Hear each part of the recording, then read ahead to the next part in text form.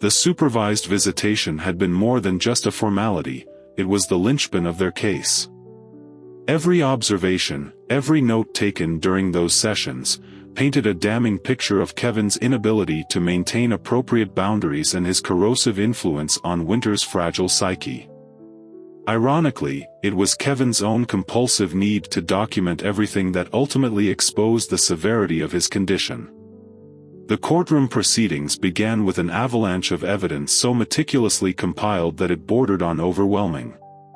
Judge Eleanor Richardson presided over what would become a landmark case, one destined to set new precedents in recognizing psychological manipulation and parental alienation as forms of abuse. The prosecution laid out its argument with surgical precision, starting with Dr. Sage Blackwood's comprehensive psychological assessment of Winter. Her report revealed the devastating impact of Kevin's obsessive behavior on their daughter's development, increasing anxiety, compulsive tendencies, and a growing aversion to change. Detective Hayes followed, presenting a mountain of documentation detailing Kevin's pattern of systematic manipulation across both personal and professional spheres. Former business partners testified about his escalating need for control, corroborating the prosecution's claims. The evidence demonstrates a consistent methodology, Detective Hayes stated, her voice steady as she presented meticulously organized files. Mr. Thorne's obsession with documentation evolved from a business strategy into a severe psychological condition, one that poses significant risks to his daughter's well-being. Kevin's presence in court was nothing short of theatrical. Surrounded by recording devices and stacks of papers, he clung desperately to his elaborate system of evidence collection, even amidst the gravity of the hearing. His inability to engage without documenting every moment earned him multiple judicial warnings. It was clear, this wasn't just a habit, it was a compulsion. Dr. Martinez took the stand next, recounting her observations from the supervised visitations. She described how Kevin's interactions with Winter grew increasingly intrusive, marked by his relentless need to measure, record, and categorize every detail of their time together. Her testimony underscored his deteriorating ability to maintain healthy boundaries, further cementing the prosecution's case. But the turning point came when Winter herself testified via closed-circuit television, a safeguard meant to protect her emotional well-being.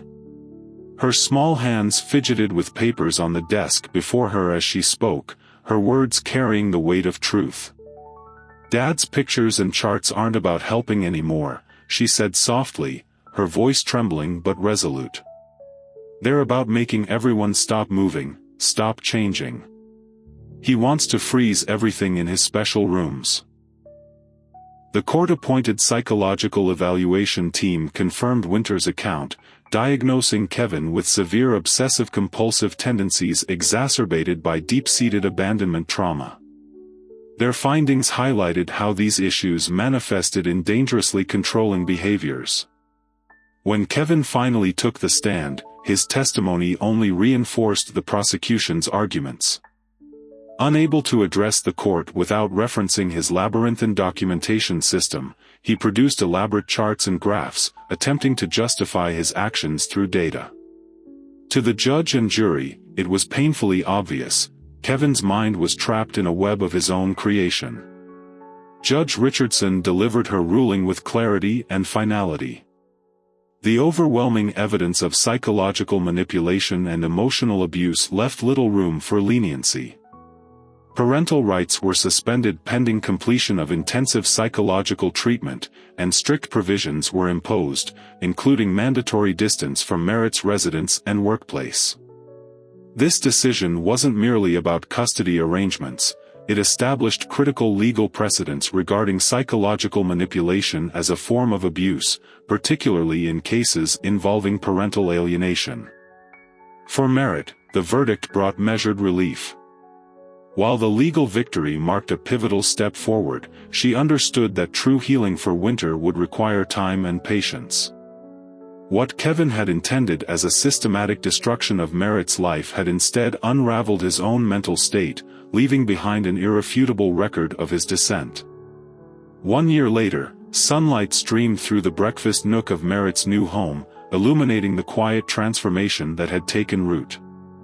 The systematic documentation of their recovery process, now overseen by Dr. Blackwood, reflected remarkable progress in Winter's journey toward healing. Subtle changes told the story. Winter's school assignments no longer bore the rigid patterns that once defined her work. Artwork displayed proudly on the refrigerator showed increasing freedom of expression, the once precise geometric designs giving way to fluid, imaginative creations. Dr. Blackwood's latest assessment noted substantial improvements in Winter's emotional well-being.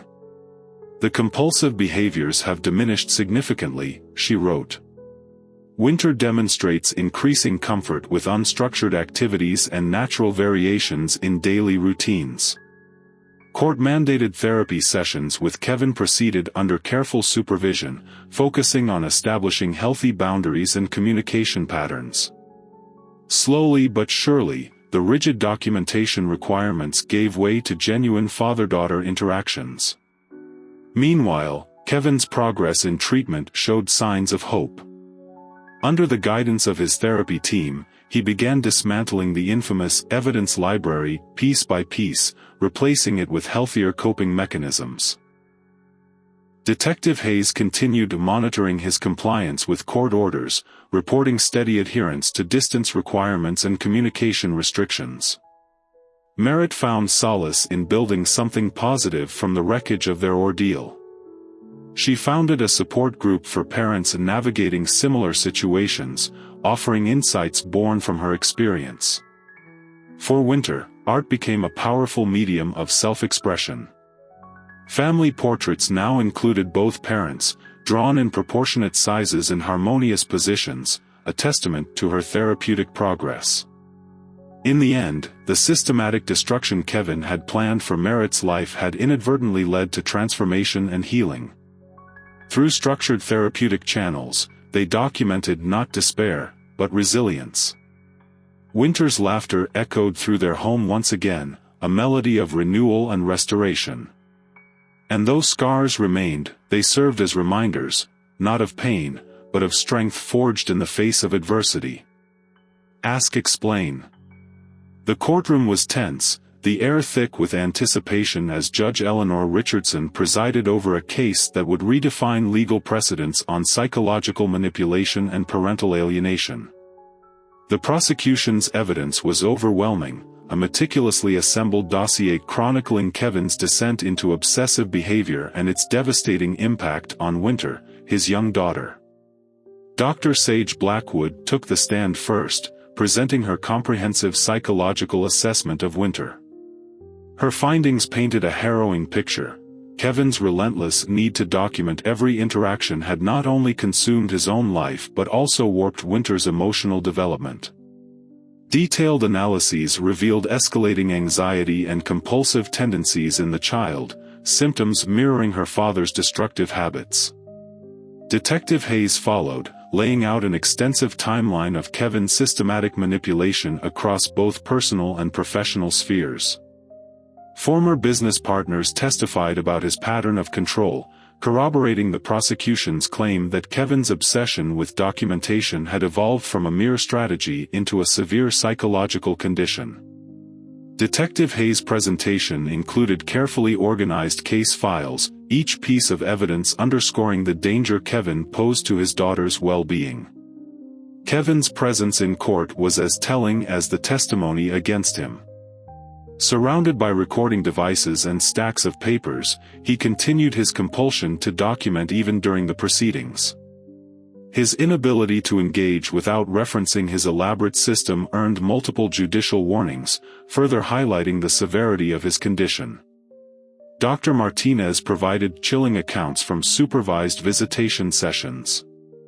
She described how Kevin's deteriorating boundaries manifested in increasingly intrusive behaviors, his compulsive need to measure, record, and analyze every moment with Winter left no room for genuine connection. The turning point came when Winter herself testified via closed-circuit television. Her small hands fidgeted with papers on the desk before her as she spoke softly but clearly. "Dad's pictures and charts aren't about helping anymore," she said, her voice trembling yet resolute. "They're about making everyone stop moving, stop changing. He wants to freeze everything in his special rooms." Winter's words struck a chord, crystallizing the prosecution's argument. The court-appointed psychological evaluation team confirmed the depth of Kevin's unraveling, diagnosing severe obsessive-compulsive tendencies exacerbated by abandonment trauma. Their report detailed how these conditions fueled his dangerous need for control. Kevin's own testimony inadvertently reinforced the prosecution's case. When questioned about his surveillance activities, he produced elaborate charts, attempting to justify his actions through data. But rather than exonerate him, this display only underscored the extent of his psychological impairment. Judge Richardson's ruling was decisive. Citing irrefutable evidence of psychological manipulation and emotional abuse, she suspended Kevin's parental rights pending intensive treatment. Additional provisions mandated strict distance from Merritt's residence and workplace, ensuring Winter's safety while she began the long journey toward healing. 1 year later, Merritt sat in the sunlit breakfast nook of their new home, reflecting on the profound changes in their lives. What had once been a nightmare orchestrated by Kevin had transformed into a story of resilience and restoration. Dr. Blackwood's ongoing documentation of Winter's recovery reflected significant progress. The rigid patterns that once defined her schoolwork and artwork had softened, giving way to fluid creativity and healthier expressions of emotion. Winter's transformation was subtle but undeniable. School assignments no longer bore the hallmarks of obsessive structure. Instead, they showcased natural curiosity and spontaneity. On the refrigerator, her colorful drawings told a similar story, geometric precision giving way to free-flowing designs. Family portraits now included both parents in balanced proportions, symbolizing Winter's growing ability to reconcile her relationships. Kevin's mandated therapy sessions showed measured progress. Under careful supervision, he began dismantling the evidence library that had consumed his life, replacing it with structured therapeutic interventions. Reports indicated gradual acceptance of boundaries and recognition of his harmful behaviors. While the road ahead remained long, there were signs of hope. Merritt's professional life stabilized after Dr. Catherine Shaw formally acknowledged Kevin's campaign of manipulation, clearing her record of fabricated allegations. Detective Hayes ensured compliance with court orders, her periodic welfare checks replacing the constant surveillance that had once shadowed their lives. For Winter, recovery included carefully structured visits with Kevin, supervised by Dr. Martinez. These sessions focused on fostering healthy communication and boundaries, gradually replacing rigid documentation rituals with authentic father-daughter interactions. Meanwhile, Merritt established a support group for parents navigating similar struggles, offering guidance born from her own ordeal. Dr. Blackwood's final assessment noted remarkable resilience in Winter. The intensive therapeutic intervention has facilitated significant emotional healing, she wrote.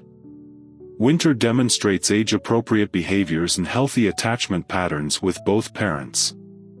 What Kevin had intended as systematic destruction became, ironically, the catalyst for transformation. The detailed documentation he obsessed over ultimately served as an irrefutable record of his unraveling, and of their family's path to healing. Through appropriate therapeutic channels, their story shifted from one of chaos to restoration, a testament to the power of resilience and love. Ask Explain.